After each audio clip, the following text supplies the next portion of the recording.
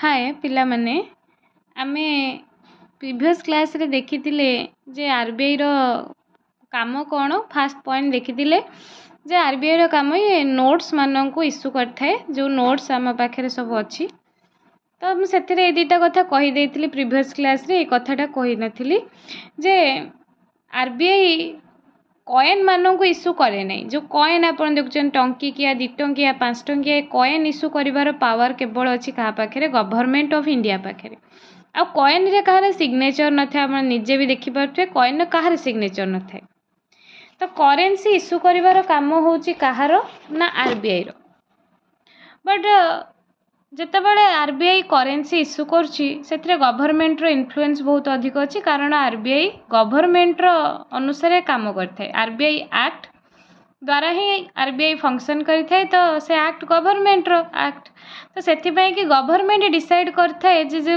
Currency तयारी होची से करेन्सी रो डिजाइन केमतिया रहइबो तार डिनोमिनेशन कौन रहिबो सब किछि गवर्नमेंट ही डिसाइड करथाय आरबीआई केवल कौन करथाय करेन्सी को छापी थाय प्रिंट करिथाय ठीक अच्छे तो 19 मुझे लिखी 1934 पूर्व जो आरबीआई नथिला गवर्नमेंट प्रिंट करूला मनी गुड़ा को बट जो आरबीआई एस्टाब्लिशमेंट हो गला वर्तमान आरबीआई प्रिंट करुच्ची करेन्सी को किंतु सबू किछि डिसाइड किए करुच्ची ना गवर्नमेंट चाहिए आरबीआई एक्ट को आबोलिश करके टोटाली आरबीआई इंस्टीट्यूशन को भी हटई दे पारिबो कारण ये सबू किछि डिसाइड होची गवर्नमेंट द्वारा फाइनेंशियल पावर गवर्नमेंट पाखे अच्छी but government A power RBI को दे देइछि ताकि से आम देश रे सब कथा को बुझिबो आ ये गोटे कॉन्स्टिट्यूशनल बॉडी भी नुह ये गोटे स्टैट्यूटरी बॉडी गवर्नमेंट पार्लियामेंट रे कौन कर परिबो अमेंडमेंट करके एक्ट को हटई देले आरबीआई भी टोटाली कौन हो जिवो आबोलिश हो जिवो हैला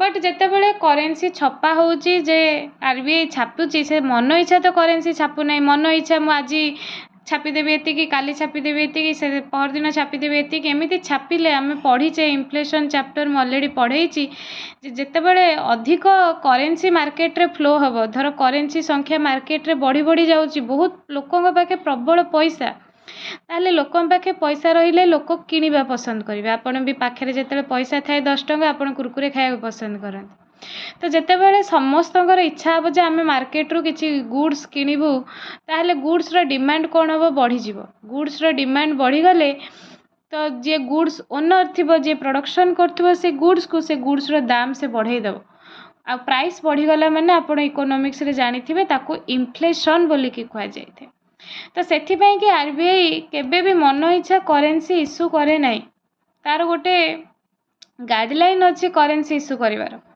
करेन्सी इश्यू करने गाइडलाइन होची आरबीआई फॉलो करे मिनिमम रिजर्व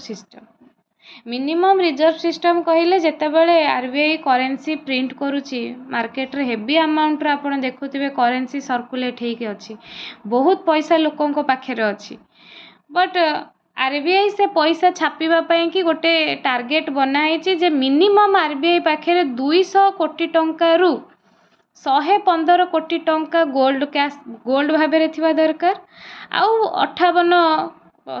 85 कोटी टंका फॉरेन एक्सचेंज भाव में दरकार माने जेतिकी करेन्सी मार्केट रे बुलुची से करेन्सी सबू गोटे मिनिमम रिजर्व सिस्टम को गाइडलाइन को फॉलो करिकी छपा जाइची एथिरे मिनिमम रिजर्व सिस्टम कहूची कौन ना आरबीआई निज पाखे 200 कोटी टंका रखिथिबा दरकार केमिति ना ता भितर 115 कोटी टंका गोल्ड फॉर्म रे थिबा दरकार और 85 कोटी टंका फॉरेन एक्सचेंज भाव में थिबा दरकार फॉरेन एक्सचेंज कहले अदर देशर पैसा जमती कि आमर अमेरिकार डॉलर आम पाखे थिबा दरकार 85 कोटी टंकार कारण आमे जेतेबेले भी भारत सरकार पेट्रोलियम हो कि अदर किछि भी जिनस बाहर देशरू परचेज करती सेतेबेले से कौथरे पेमेंट करती ना डॉलर रे पेमेंट करती जेतेबेले भी भारत सरकार बाहर देशरू किछि भी किणती से डॉलर रे पेमेंट करती कारण आम इंडियन रुपी तांको देश रे आम इंडियन रुपी आम जो देश रू किणुचे से देश रे आम इंडियन रुपी एक्सेप्टेबल नुह से आम इंडियन रुपी दौना किंतु डॉलर सबू जगह एक्सेप्टेबल कारण अमेरिकार इकोनॉमी स्टेबल तो या को मु फॉरेन एक्सचेंज आहरी भलसे कहबी आगु को बट मिनिमम रिजर्व सिस्टम कौन आम बुझीपारे ଆଉ ଗୋଟେ ସବୁଠୁ ଇମ୍ପୋର୍ଟାଣ୍ଟ କଥା, ଆମେ ଯେଉଁ ପାଖରେ କରେନ୍ସି ରଖିଛେ, ଭାବି ନିଅନ୍ତୁ ଆପଣ ପାଖରେ 500 ଟଙ୍କା ଧରିଛନ୍ତି, ସେ 500 ଟଙ୍କାର ନିଜର ଓନ୍ ଭ୍ୟାଲ୍ୟୁ କିଛି ନାହିଁ, ବଟ୍ ଆପଣ ସେଇ 500 ଟଙ୍କା ଦେଇକି ମାର୍କେଟରୁ କିଛି ଜିନିଷ 500 ଟଙ୍କାର ଜିନିଷ କିଣିକି ଆଣିପାରୁଛନ୍ତି। ଏଇଟା ସମ୍ଭବ କେମିତି? ନା ଆମେ ଦେଖୁଛେ ଯେ ଗୋଲ୍ଡର ନିଜର ଭ୍ୟାଲୁ ଅଛି, ଆମେ ସମସ୍ତେ ଜାଣିଛେ ଗୋଲ୍ଡର ନିଜର ଭ୍ୟାଲୁ ଥାଏ। ତ RBI କ'ଣ କରୁଛି, ଯଦି ସମସ୍ତଙ୍କୁ ଗୋଲ୍ଡ କଏନ୍ ଦେଇଥାନ୍ତା, ଆପଣ ହୁଏତ କେତେବେଳେ ବି ଗୋଲ୍ଡ କଏନ୍ ହଜେଇ ଦେଇଥାନ୍ତେ, ତ ଲସ୍ କାହାର ହେଇଥାନ୍ତା? ଭାରତ ସରକାରଙ୍କର। ଆପଣଙ୍କର ବି ଲସ୍ ହେଇଥାନ୍ତା, ଭାରତ ସରକାରଙ୍କର ବି ଲସ୍ ହେଇଥାନ୍ତା। ତ ଭାରତ ସରକାର ସେଥିପାଇଁ କି ଚିନ୍ତା କଲେ ଯେ ଲୋକମାନଙ୍କୁ ଗୋଲ୍ଡ କଏନ୍ କି ସିଲଭର କଏନ୍ ନ ଦେଇକି ତାକୁ ନିଜ ପାଖରେ ରଖିଦେବାକୁ। ତ ସେ କାହା ପାଖରେ ରଖିଛନ୍ତି ନା RBI ପାଖରେ ତାକୁ ଜମା କରିକି ରଖିଛନ୍ତି ସେ ଗୋଲ୍ଡ ଗୁଡ଼ାକୁ। ତ RBI ଗୋଲ୍ଡ ରଖିକି ଆପଣଙ୍କୁ ଗୋଟେ କ'ଣ ଦେଇଛି ନା ପେପର ନୋଟ୍ ଦେଇ ଦେଉଛି, ଯାହାର ଭ୍ୟାଲୁ ଦେଇଛି 500 କି 10 କି 20 ଏମିତିଆ ଭ୍ୟାଲୁ ଆପଣଙ୍କୁ ଦେଇଦେଇଛି।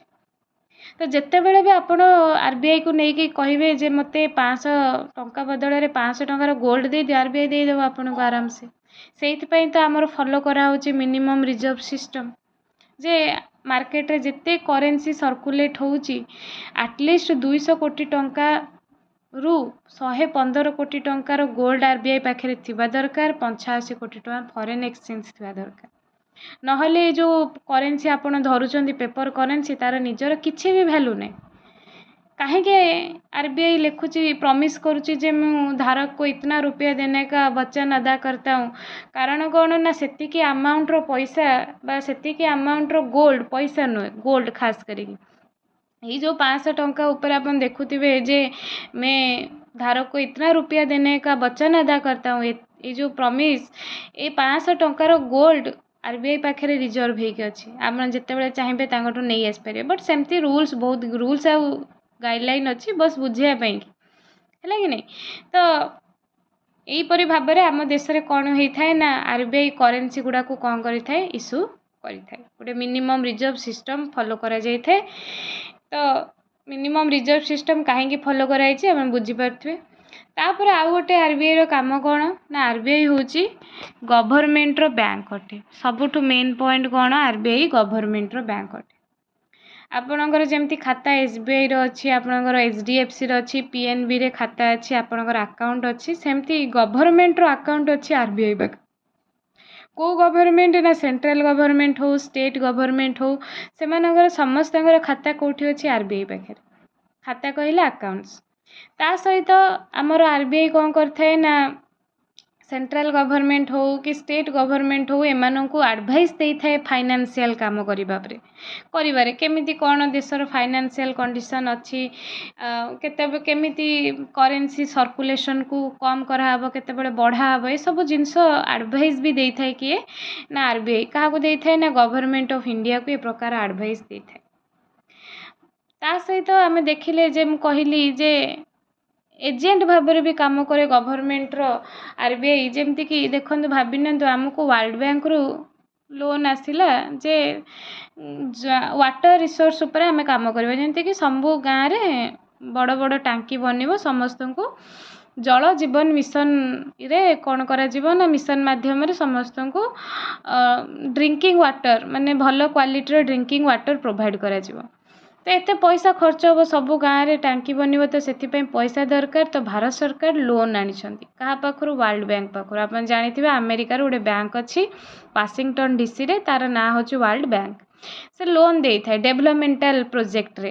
ଯଦି ଆପଣ କିଛି ଡେଭଲପମେଣ୍ଟାଲ ପ୍ରୋଜେକ୍ଟ ଦେଶରେ କରିବାକୁ ଚାହୁଁଛନ୍ତି, ସେଥିପାଇଁ ୱାର୍ଲଡ଼ ବ୍ୟାଙ୍କ ଲୋନ୍ ଦେଇଥାଏ। ତ ସେ ଯେତେବେଳେ ଲୋନ୍ ଦେବ, ଯେହେତୁ ଆମେରିକାର ବ୍ୟାଙ୍କ, ସେ ଡଲାରରେ ଦେବ। ତ ଏଇ ଡଲାର ଆସିବ କାହା ପାଖକୁ, RBI ପାଖକୁ। କାରଣ RBI ପାଖରେ ଆକାଉଣ୍ଟସ୍ ଅଛି କାହାର ନା ଗଭର୍ଣ୍ଣମେଣ୍ଟର, ଆମ ଗଭର୍ଣ୍ଣମେଣ୍ଟ ଅଫ୍ ଇଣ୍ଡିଆର। ତ ସେଇ ଆକାଉଣ୍ଟକୁ ପଇସା ଆସିବ, RBI ତାକୁ କ'ଣ କରିଦେବ, ଡଲାରକୁ ରୁପିଜ୍ରେ ଚେଞ୍ଜ କରିଦେବ।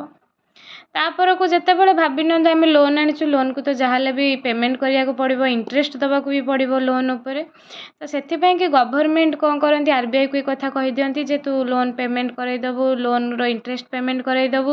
ତ ଗଭର୍ଣ୍ଣମେଣ୍ଟର ଅର୍ଡ଼ର ଅନୁସାରେ RBI କ'ଣ କରିଥାଏ, ଇଣ୍ଡିଆନ୍ ରୁପିକୁ ଚେଞ୍ଜ କରେ ଡଲାରକୁ, ଡଲାରରୁ ହେଠୁ କ'ଣ କରିଥାଏ ନା ୱାର୍ଲଡ଼ ବ୍ୟାଙ୍କକୁ ଲୋନ୍ ରିପେ କରାଯାଇଥାଏ।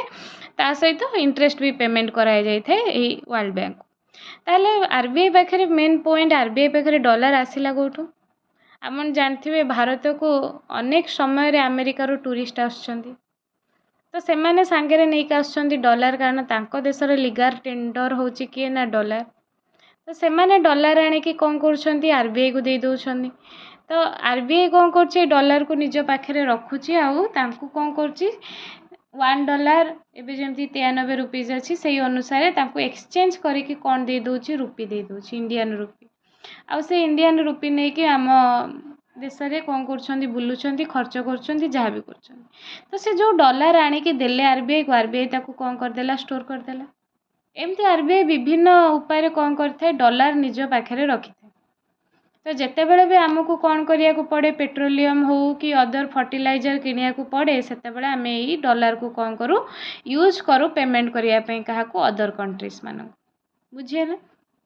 तो आरबीआई रो अनेक काम आरबीआई जितेबले भी देखिए आहुरी सबुठ मुख्य जिनस कौन ना आमर सब देश रे टैक्स आमे पेमेंट करूचे जीएसटी इनकम टैक्स सबु किछि कंसोलिडेटेड फंड ऑफ इंडिया को जाउची जहा को ऑडिट करथांती बा जहा को जगंती किए ना क्याक आमर कंट्रोलर ऑडिटर जनरल जी अच्छा बट ये जो अकाउंट को जाऊँगी सब अकाउंट को देखुची किए अकाउंट को सब बुझुची किए सब किछि आरबीआई करुची से प्रति माने प्रतिदिन देखुची जे केते टंकार टैक्स आसुची केते टंकार आमर जाऊँगी जिनस बाहर को सब किछि आमर कौन ना आरबीआई ये सब जिनस देखुची किंतु ये फंड रो मालिक होजंदी किए आमर मालिक नुह जे कि फंड को किए रक्षणाबेक्षण करुछंती ना कंट्रोलर ऑडिटर जनरल मालिक होजंत आमर जो लोक निजे आ लोक कहले पार्लियामेंट आमर पार्लियामेंट डिसाइड करिवो ना कोठी को केते टंका खर्च होबे एरा सब अलग पॉलिटिकल साइंस रो पार्ट तो आरबीआई ही मैनेज करिथाय cash flow of the consolidated fund of India while CAG audit all the receipt and expenditure flowing from the same fund ता सहित आउ गोटे कथा भी आमर सेंट्रल गवर्नमेंट स्टेट गवर्नमेंट को मध्य पैसा दे था सेंटर कौन करते से स्टेट को भी किसी स्कीम पे पैसा दे था तो को अकाउंट को जाए स्टेट गवर्नमेंट अकाउंट तो ये अकाउंट कौटी अच्छी आरबीआई पाखे आरबीआई सब जिनस मैनेज करुच्ची तो सेंट्रल गवर्नमेंट और स्टेट गवर्नमेंट अकाउंट्स अच्छी आरबीआई पाखे तो से कह जाए गवर्नमेंट बैंक बोलिकी ता सहित सरकार जो भी माने लोन नहीं था से लोन को आरबीआई मैनेज करते माने पब्लिक डेप्ट को ये सब किसी को आरबीआई ही मैनेज करते सरकार को बिहाफ रे बुझेला सेमती आउ गोटे काम कौन आरबीआई आरबीआई होची बैंकर्स बैंक आमे समस्त जानचु बैंकर्स को माने जो माने सब एसबीआई रे काम करछंती एचडीएफसी रे काम करछंती आईसीआईसीआई रे काम करछंती विभिन्न प्रकार कमर्शियल बैंक रे जो माने सब काम करछंती तांको आमे को ए माने सब बैंकर्स एमाने सब बैंक रे काम करछंती तो बैंकर्स बट ए बैंकर्स मानकर भी बैंक होची कि आरबीआई इट मीन्स आमे जानो बैंक माने कोन ना आमे पैसा डिपोजिट करिबा बैंक रो गोटे माने आमे बैंक जेते बेले आम माइंड को आसे जे आमे कोन करिबा ना बैंक रे पैसा रखिबा सेविंग्स करिके रखिबा आ जदी जेते बेले दरकार पड़िबो आमे बैंक पाखरु लोन भी आनी परिबा आमे बैंक कहिले केवल ए दुटा जिंस को ही साधारणतः बुझी थाउ इन दुटा फंक्शन प्राइमरी फंक्शन बैंक रो बैंक यही पर्पज रे ही एस्टाब्लिश कराई ताहले एठी लेखा है जे बैंकर्स बैंक अर्थ कौन ना एसबीआई और एचडीएफसी एमानकर भी अकाउंट्स अच्छी कोठी आरबीआई रे केवल सेंट्रल गवर्नमेंट स्टेट गवर्नमेंट रो अकाउंट नहीं आरबीआई रे एई जो हमर कमर्शियल बैंक आमे देखुचे जो बैंक सहित आमे डील करछे आमे पब्लिक डील करछे सेही बैंक मानकर अकाउंट अच्छी कोठी आरबीआई रे एसबीआई रो अकाउंट अच्छे एचडीएफसी रो अच्छे आईसीआईसी रो अच्छी समस्तंकर अकाउंट कोठी अच्छी आरबीआई से माननको कंट्रोल करछे जेते बेले एई बैंक मानक पाखे बहुत पैसा थाए एसबीआई पाखे भाभी नियंतु पैसा वर्तमान डिपोजिट बहुत अधिक अच्छी तो जदि ये डिपोजिट एसबीआई आरबीआई को नदब ताहले से निहाती साधारण लोक माननको लोन आकार रे बांटी दब किए बांटी दब ना एसबीआई भल से बुझंतु जे एसबीआई पाखे भाभी नियंतु जे आज बहुत हेवी अमाउंट रो पैसा डिपोजिट हेछि कहा पाखे एसबीआई पाखे हेवी अमाउंट रो पैसा डिपोजिट हेछि तो ये डिपोजिट रो अधिका पैसा कौन करिवो एसबीआई रूल अनुसार आरबीआई रे नेकी जमा कर दबो जहा फल रे मार्केट रे करेंसी सर्कुलेशन टा कमी जीवो କିନ୍ତୁ ଭାବନ୍ତୁ ଯଦି ଆରବିଆଇରେ ଏସବିଆଇ ଜମା ନ କଲା ରୁଲ୍ ଅନୁସାରେ, ଏସବିଆଇ ସେ ଡିପୋଜିଟ୍ ପଇସାକୁ ନିଜ ପାଖେ ରଖି ତ କାଞ୍ଜିଆ କରିବ ନାହିଁ। ସେ କ'ଣ କରିବ ନା ତା ପାଖକୁ ଯେଉଁମାନେ ବି ଲୋନ୍ ପାଇଁକି ଆସୁଛନ୍ତି ସେ ତାଙ୍କୁ ବାଣ୍ଟି ଦେବ। ଆଉ ଯେତେବେଳେ ଲୋକଙ୍କ ପାଖରେ ପଇସା ଆସେ, ଲୋକ ଲୋନ୍ ନେଇକି ପଇସା ନିଜ ପକେଟରେ ପଇସା ରଖିଦିଅନ୍ତି, ସେମାନେ କ'ଣ କରନ୍ତି ମାର୍କେଟରେ ଗୁଡ୍ସ ମାନଙ୍କର ଦାମକୁ ବଢ଼େଇ ଦିଅନ୍ତି। ମୁଁ ରିସେଣ୍ଟ ବୁଝେଇଲି, ସେମାନେ ମାର୍କେଟରେ ଗୁଡ୍ସ ମାନଙ୍କ ଦାମକୁ ବଢ଼େଇ ଦେବେ, ଇନଫ୍ଲେସନର ସିଚୁଏସନ୍ ହେଇଯିବ। ତ ସେଥିପାଇଁ କି ଏଇ ରୁଲ୍ ଆରବିଆଇ ସେଟ୍ କରିଛି ଯେ ଯେଉଁ କମର୍ସିଆଲ ବ୍ୟାଙ୍କ ପାଖରେ ଏକ୍ସଟ୍ରା ମନି ଅଛି ସେମାନେ ଆଣିକି ଡିପୋଜିଟ୍ କରିବେ କେଉଁଠି, ଆରବିଆଇରେ। ଆଉ ଆରବିଆଇ ସେମାନଙ୍କୁ ତା ବଦଳରେ ଇଣ୍ଟରେଷ୍ଟ ବି ଦେବ, ଯେ ତୁମେ ଡିପୋଜିଟ୍ କରୁଛ ମାନେ କିଛିଟା ଇଣ୍ଟରେଷ୍ଟ ବି ପାଇବ। ତ ସେଥିପାଇଁ କି ଆରବିଆଇରେ କ'ଣ କରନ୍ତି, ବ୍ୟାଙ୍କ ମାନେ ନେଇକି ପଇସା ଡିପୋଜିଟ୍ କରିଥାନ୍ତି ହେଲା। ଆଉ ତା ସହିତ ଭାବି ନିଅନ୍ତୁ ଏସବିଆଇ ଆଉ ଏଚଡିଏଫସିକୁ ବେଳେବେଳେ ପଇସା ଦରକାର ବି ପଡ଼େ, ସେମାନେ ଲୋନ୍ ବି ଆଣନ୍ତି କାହା ପାଖରୁ, ଆରବିଆଇ ପାଖରୁ। ତ ଯେତେବେଳେ ଲୋନ୍ ଆଣନ୍ତି ସେମାନେ ଇଣ୍ଟରେଷ୍ଟ ପେ କରନ୍ତି, କେଉଁମାନେ, ଏସବିଆଇ ଆଉ ଏଚଡିଏଫସି ବାଲା, ଏମାନେ ଇଣ୍ଟରେଷ୍ଟ ପେ କରନ୍ତି। ଆକୁ ମୁଁ ଆହୁରି ଡିଟେଲ୍ସଲି କହିବି ମନିଟାରୀ ପଲିସି ପଢ଼େଇଲା ବେଳେ। ତ ଆମେ କ'ଣ ଜାଣିଲେ ନା ବ୍ୟାଙ୍କର କାମ ଡିପୋଜିଟ୍ ଆଉ ଲୋନ୍ ଦେବା, ତ ଆରବିଆଇ ଏଇଖାଁ ଡିପୋଜିଟ୍ ଆଉ ଲୋନ୍ ଦେଉଛି। ଇଟ୍ ମିନ୍ସ ଆରବିଆଇ ହେଉଛି କେଉଁମାନଙ୍କର ବ୍ୟାଙ୍କ, ବ୍ୟାଙ୍କର୍ସ ମାନଙ୍କର ବ୍ୟାଙ୍କ। ଆମେ ସାଧାରଣ ଜନତା ଆରବିଆଇରେ ଆକାଉଣ୍ଟ ଖୋଲି ପାରିବୁନି, କି ଆମ ପଇସା ଡିପୋଜିଟ୍ କରିପାରିବୁନି, କି ଆମେ ତାଙ୍କ ପାଖରୁ ଲୋନ୍ ବି ଆଣିପାରିବୁନି। କାହା ପାଖରୁ, ଆରବିଆଇ ପାଖରୁ। କେଉଁମାନେ ପଇସା ଡିପୋଜିଟ୍ କରିପାରିବେ, ଏସବିଆଇ ବାଲା କରିପାରିବେ, ଏଚଡିଏଫସି ଯେତେ କମର୍ସିଆଲ ବ୍ୟାଙ୍କ ରହିଲେ ସେମାନେ ପଇସା ଡିପୋଜିଟ୍ କରିପାରିବେ, ସେମାନେ ପଇସା ଲୋନ୍ ବି ଆଣିପାରିବେ। କାହା ପାଖରୁ, ନା ଆରବିଆଇ ପାଖରୁ। ତ ସେଥିପାଇଁ କି ଆରବିଆଇ ହେଉଛି ବ୍ୟାଙ୍କର୍ସ ବ୍ୟାଙ୍କ। ତା ସହିତ ଆରବିଆଇ କ'ଣ କରିଥାଏ, ଆମର ମାର୍କେଟରେ ଲୋନ୍କୁ କଣ୍ଟ୍ରୋଲ କରିଥାଏ, କ୍ରେଡ଼ିଟ୍କୁ କଣ୍ଟ୍ରୋଲ କରିଥାଏ। ଆପଣ ଜାଣନ୍ତି ବ୍ୟାଙ୍କ ମାନଙ୍କର ସବୁଠୁ ଫାଇଦା ହୁଏ କେଉଁଥିରେ, ନା ଯେତେ ସେମାନେ ଲୋକମାନଙ୍କୁ ଲୋନ୍ ଦେବେ, କାରଣ ଲୋନ୍ ଦେଲେ ତାଙ୍କୁ ଇଣ୍ଟରେଷ୍ଟ ମିଳିବ। ସବୁଠୁ ବଡ଼ ଜିନିଷ ଇଣ୍ଟରେଷ୍ଟ ମିଳିବ, ଆଉ ସେ ଇଣ୍ଟରେଷ୍ଟ ତାଙ୍କର ପ୍ରଫିଟ୍। ତ ସବୁବେଳେ ବ୍ୟାଙ୍କ ମାନେ ଚାହାନ୍ତି ଯେ ଯେତେ ଲୋକ ଆସୁଛନ୍ତି ଆମେ ତାଙ୍କୁ ଲୋନ୍ ଦେଇଦେବୁ, କିନ୍ତୁ ଭାରତ ସରକାର ଚାହାନ୍ତିନି ଯେ ବେଶୀ ଲୋକଙ୍କୁ ଲୋନ୍ ଦେବାକୁ। କ'ଣ ପାଇଁ, ଲୋନ୍ ନେଲେ ସେମାନେ ମାର୍କେଟରେ ଇନଫ୍ଲେସନ୍ କରିଦେବେ, ମାର୍କେଟରେ କ'ଣ କରିଦେବେ, ଇନଫ୍ଲେସନ୍ର ପରିସ୍ଥିତି କରିଦେବେ, ଜିନିଷର ଦର ଦାମ ବଢ଼େଇ ଦେବେ। କାରଣ ପଇସା ଅଛି ମାନେ ଆପଣଙ୍କର କିଣିବାର ଇଚ୍ଛା ହେବ, କିଣିବାର ଇଚ୍ଛା ହେବ ମାନେ ଆପଣଙ୍କର କ'ଣ ହେବ ନା ଗୁଡ୍ସ ମାନଙ୍କର ପ୍ରାଇସେସ୍ ବଢ଼ିଯିବ, କାରଣ ଡିମାଣ୍ଡ ବଢ଼ିଯିବ ନା। ତ ଆରବିଆଇ କେମିତି କ୍ରେଡ଼ିଟ୍କୁ କଣ୍ଟ୍ରୋଲ କରୁଛି, ନା ରଖିଛି ଅସ୍ତ୍ର ଆରବିଆଇ ମନିଟାରୀ ପଲିସି, ତାର ରେପୋ ରେଟ୍ ଆଉ ରିଭର୍ସ ରେପୋ ରେଟ୍, ତା ସହିତ କ୍ୟାଶ୍ ରିଜର୍ଭ ରେସିଓ ଆଉ ଷ୍ଟାଚୁଟାରୀ ଲିକ୍ୱିଡିଟି ରେସିଓ, ଏଇସବୁ ଜିନିଷ ମାଧ୍ୟମରେ ବ୍ୟାଙ୍କ ଉପରେ କଟକଣା ଲଗେଇଥାଏ କିଏ, ନା reserve bank of India. Repo rate, reverse repo rate, cash reserve ratio ଆଉ ଷ୍ଟାଚୁଟାରୀ ଲିକ୍ୱିଡିଟି ରେସିଓ ମାଧ୍ୟମରେ ଆରବିଆଇ ବ୍ୟାଙ୍କ ମାନଙ୍କ ଉପରେ କଟକଣା ଲଗେଇଥାଏ, ଯାହାଫଳରେ କି ମାର୍କେଟରେ ଇନଫ୍ଲେସନର ପରିସ୍ଥିତି କମି ଯାଇଥାଏ। ଆକୁ ମୁଁ ଆହୁରି ଡିଟେଲ୍ସଲି ବି କହିବି ମନିଟାରୀ ପଲିସିରେ। ତା ସହିତ ଫରେନ୍ ଏକ୍ସଚେଞ୍ଜର କଷ୍ଟୋଡ଼ିଆନ୍ ହେଉଛି କିଏ, ଆରବିଆଇ। ମୁଁ ଏ କଥା ଅଲରେଡ଼ି ବୁଝେଇ ସାରିଲିଣି ଯେ ଫରେନ୍ ଏକ୍ସଚେଞ୍ଜ କହିଲେ କ'ଣ, ନା ଫରେନ୍କୁ ଆମେ ଫରେନ୍ ପଇସା ମାଧ୍ୟମରେ ଗୁଡ୍ ସବୁ ଏକ୍ସଚେଞ୍ଜ କରିବା। ଲାଇକ୍ ମୁଁ ଯେମିତି କହିଲି ଯେ ଆମେ ବାହାରୁ ପେଟ୍ରୋଲିୟମ୍ କିଣୁଛେ, ଫର୍ଟିଲାଇଜର୍ କିଣୁଛେ, କି ମେଡ଼ିସିନ କିଣୁଛେ, ସେମାନଙ୍କୁ ଆମେ ଇଣ୍ଡିଆନ୍ ରୁପିରେ ପେମେଣ୍ଟ କରୁନାହିଁ, କାରଣ ତାଙ୍କ ଦେଶରେ ଇଣ୍ଡିଆନ୍ ରୁପି ଚାଲିବ ନାହିଁ। ତ ସେମାନଙ୍କୁ ଆମେ କେଉଁ ପଇସା ପେମେଣ୍ଟ କରୁଛେ, ନା ଡଲାର ପେମେଣ୍ଟ କରୁଛେ। କାରଣ କ'ଣ, ନା ଡଲାର ହେଉଛି ସମସ୍ତେ ଆକ୍ସେପ୍ଟ କରନ୍ତି, କାରଣ ଆମେରିକାର ଇକୋନୋମି ଷ୍ଟ୍ରଙ୍ଗ ଆଉ ଆମେରିକାର ପଲିଟିକ୍ସ ବି ମଧ୍ୟ ଷ୍ଟ୍ରଙ୍ଗ। ସବୁ କ୍ଷେତ୍ରରେ ଆମେରିକା ଷ୍ଟ୍ରଙ୍ଗ ଆଉ ଷ୍ଟେବଲ୍। ତ ସେଥିପାଇଁ କି ଆମକୁ ଡଲାରକୁ ରିଜର୍ଭ କରିବାକୁ ପଡ଼େ। ତ ଯେତେବେଳେ ବି କିଏ ଆମ ଭାରତକୁ ବୁଲିବାକୁ ଆସେ, କି ଭାରତରୁ କିଛି ଜିନିଷ ଯଦି କିଏ କିଣେ, ତାହେଲେ ଆମେ ବି କହୁ ଯେ ଆମକୁ ଡଲାର ଦିଅ, ପେମେଣ୍ଟ କର ଡଲାର। ତ ଏଇଆକୁ ଆରବିଆଇ ହିଁ ରିଜର୍ଭ କରିକି ରଖିଥାଏ ନିଜ ପାଖରେ, କାରଣ ଡଲାର ଭାରତରେ ଆପଣ ଜିନିଷ କିଣିପାରିବେନି ଡଲାର ଦେଇକି। ଆପଣ ନିଜ ପାଖରେ ରିଜର୍ଭ କରି ରଖିଲେ କିଛି କାମରେ ଆସିବନି ଡଲାର, କାରଣ ଆମ ଭାରତର ଲିଗାଲ ଟେଣ୍ଡର ରୁପି, ଆପଣ ଯାହା ଭାରତରେ କିଣିବେ ରୁପିରେ କିଣିବେ। ତ ସେଥିପାଇଁ କି ଡଲାର ଜଣଙ୍କ ପାଖରେ ରହୁଛି, ସେ କିଏ, ନା ଆରବିଆଇ। ତ ସେଥିପାଇଁ କି ଆରବିଆଇ ହେଉଛି କଷ୍ଟୋଡ଼ିଆନ୍ ଅଫ୍ ଫରେନ୍ ଏକ୍ସଚେଞ୍ଜ। ଯାହା ବି ଆମ ଦେଶରେ ଆମେ ଅଲଗା ଦେଶର ମୁଦ୍ରାରେ କିଛି ବି ଆମେ ଯଦି ମାନେ ଗୁଡ୍ସ ପରଚେସ୍ କରୁଛେ, ତାହେଲେ ସେଗୁଡ଼ାକ ସବୁକିଛି RBI ମାଧ୍ୟମରେ ହିଁ କରୁଛି। RBI ଚାଇନାର କରେନ୍ସି ବି ନିଜ ପାଖରେ ରଖିଛି, RBI ଜାପାନର କରେନ୍ସି ମଧ୍ୟ ନିଜ ପାଖରେ ରଖିଛି। ଆମେ ଯେତେବେଳେ ବି ବାହାର ଦେଶରୁ ଗୁଡ୍ସ କିଣୁ ଆମେ ତାଙ୍କ କରେନ୍ସି ଦେଇକି ସବୁ କିଣିଥାଉ, ଯାହାକୁ ଆମେ ଫରେକ୍ସ ବା ଫରେନ୍ ଏକ୍ସଚେଞ୍ଜ ବୋଲିକି କହିଥାଉ।